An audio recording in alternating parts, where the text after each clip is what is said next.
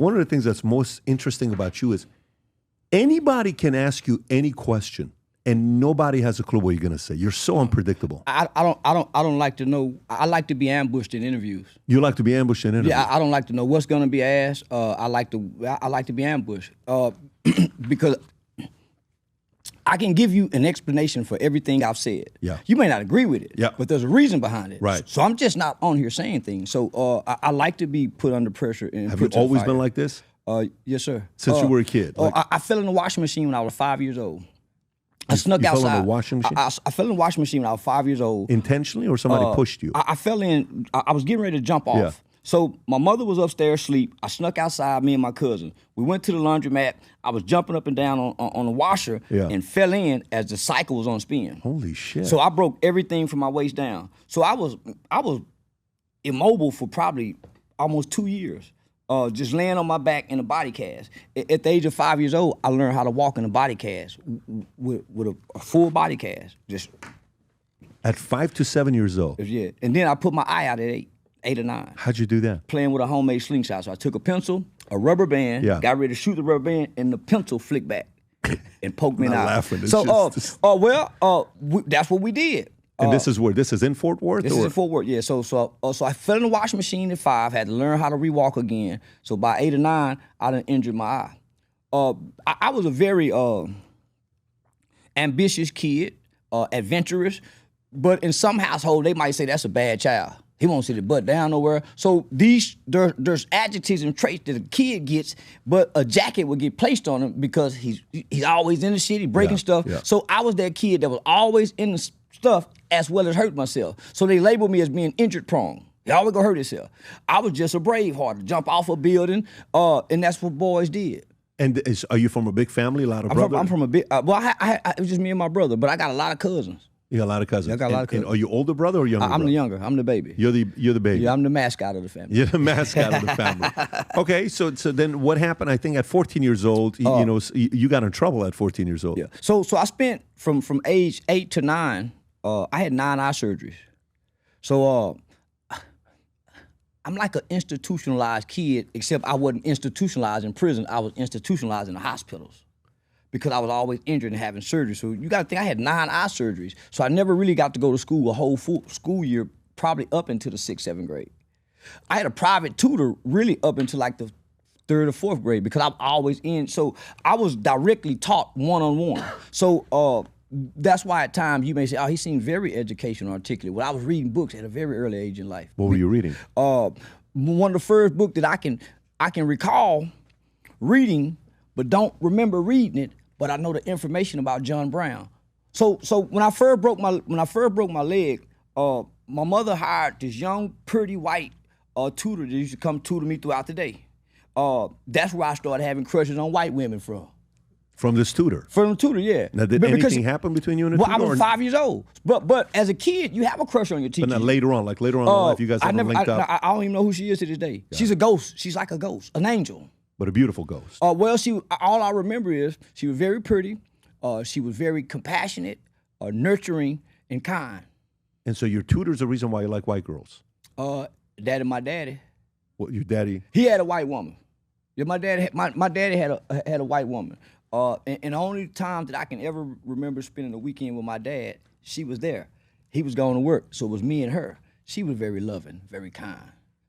So that's all I knew. So when my mother, when we started going into the middle-class neighborhoods, my mother worked at General Motors in the early 80s, the blue-collar workers, the backbone of America. So the middle class was very vibrant and thriving. So I didn't grow up in a Section 8 community. I grew up in a middle-class neighborhood. In Fort Worth? In the suburb of Fort Worth. I was born in Fort Worth, but I grew up in Arlington. Oh, okay. Yeah, I was born in Fort Worth, but I grew up in Arlington. I used to live in Plano for 5 years. Okay, so I've never seen violence in the community. I've never seen... As a kid? As a kid, I've never seen it. Wow. Yeah, I've never seen my mother get beat up, jumped. I've never seen it. I've never seen people shoot guns. I only saw it on television. Unbelievable. So what happened at 14? Watching television. Me and so let me I had a little man complex. Small guy. So you gotta think, fall in the washing machine, so my legs is real skinny, can't play football, had to learn how to rewalk again. Mom is overly protective, I might hurt myself again, but I can play football fast, and I'm a Braveheart. Then I put my eye out. So now that limits me from playing basketball, so now they treat me like a handicap. That's what make me start rebel. Man, I ain't no handicap. Because in my mind, because I lost my eye so early, the human body can adjust and adapt. Right. It's a three-legged dog can. So I became a three-legged dog that can still bark and fight and scrap with the other dog. But I had a secretly inferiority complex, insecure about my eye. So you couldn't ask me what's wrong with your eye. I sock you in your eye. To teach everybody else, don't bother me about my eye. I didn't know how to deal with the insecurity as a kid, right? So a lot of times I would hide behind it as an excuse. Start some shit and say, man, he was talking about my eye. So you were an instigator. Yeah, I was a shit starter. Very, very, very much so. But with no hate. You always got a kid that's always antagonized. Yeah. I was antagonistic, like I am on the internet now. So that was a childhood trait. So I was very smart, articulate in school, always did well, but I just couldn't play well with others. I'm a natural born leader. And because I'm small, I have to stand up to big guys who think, yeah. So the small guy is always the leader out of the group. Napoleon was. Big guys ain't hard as a leader until you go to prison. Really? Yeah. Trump is tall. You don't think like, Trump is a weenie. Trump is a weenie. Yeah, Trump. Name 3 bar fights we know Trump done had. Well, no, he said in an interview with Logan Paul he's never been in a fist fight. That's what I'm talking about. He's a weenie. So you think if you've never been in a fist fight, as a man, you don't have no physical strength and ability to defend yourself as a man with no weapons. You got to have some kind of skills, or you're a weenie. Really? What if you got a wife and kids and you can't, and somebody messing with your wife at the restaurant and you ain't got your gun on you and you ain't never been punched in the nose? How you know you can take a punch? Talking shit. Interesting. So you think if someone's never been punched in the face, they're not qualified to be a president? No. Especially when you got world leaders like Putin. Putin came up in the KGB, early days of it. He's worked his way up through the ranks. And it's documented he have killed people. Trump ain't never killed nobody. We need leaders, the generals of the army and military men to match our world leader.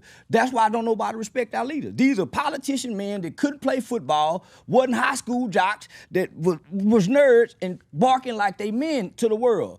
They weenies. You don't have no hand-to-hand comeback skills as a man, but you want to stand before all these other men who are trained mixed martial artists from Kim Jong-un. Man, they'll kick our ass. So you would rather have Mike Tyson as a president than Trump? No. Mike Tyson's stupid. Mike Tyson's stupid. He's been hit in the head too many times. So I grew up in the boys' home. In the boys' home, I spent 14 to 21. I think throughout those 7 years, I probably had 20 fights. Wow. 20 fights. Before then, I was the kid who my cousin say, wait till my little cousin come over here. I'm gonna get him on you. So they bring me over there because I was a brave heart. As a kid, size really don't matter if you're brave. Mm-hmm. So you don't have the rationale to be afraid when you're brave. That's true. Yeah, as a kid. I agree, fully. So I was a brave heart. How I got in trouble is wanting to fit in with the older guys. My mom's at work. When I get out of school, my mom's going to work. She worked at General Motors. She worked the night shift. Got it. She got dinner on the stove. She giving us instructions. Leave your homework out. Wash them dishes. Don't go outside. Don't answer the door for nobody. I'm going to call at these times. Make sure y'all answer them call. And so when she got home and we didn't do that, she'll wake us up out of our sleep. I thought I told y'all. So she tried to be a disciplinary, but she was a single mother who had to go to work. When she went to work, we outside. Got it. With no parental supervision. In Arlington. In Arlington. So who were the older guys you hung out with that taught you some? My older cousins, my brother's friends. And then once I started gravitating in middle school, because of the culture. So we went from wearing MC Hammer pants. Yep. The baggy MC Hammer with the Giorgio Brutini shoe with the gold tips on them. We went from doing that to abruptly from wearing polka dot shirts, silk shirts, pumps in the bunch, bikini draws, to Dickies and Killers now. That's right. We abruptly did that. I remember Dickies. I remember Dickies, Cortez. There you go. Yep. That's so. I remember 7th grade. I had the elite shoes with fur around them. Yep. The Jabot jeans. Summer of I think 1989 when Colors came out. and we got introduced to. What a great movie. Man, what a great movie. What a legend movie. When we got introduced to that, it sowed a seed throughout America. Just like Menace to Society, Boys in the Hood, Scarface, The Birth of a New Nation, movies like that. Yeah. So that was one of those kind of movies, and children shouldn't have watched it. Colors. Yeah. Interesting. So you're saying those movies brought bad habits to good neighborhoods? The Birth of a New Nation did. That's where the Ku Klux Klan formed from. Got it.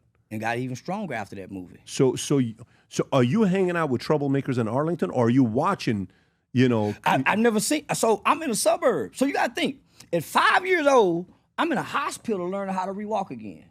I'm getting a private tutor, so I'm not outside playing. Right. I'm physically disabled. Right.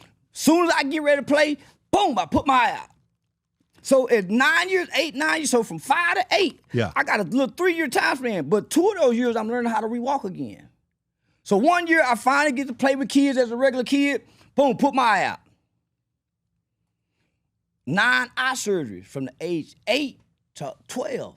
So I get my eye took out like 5th grade.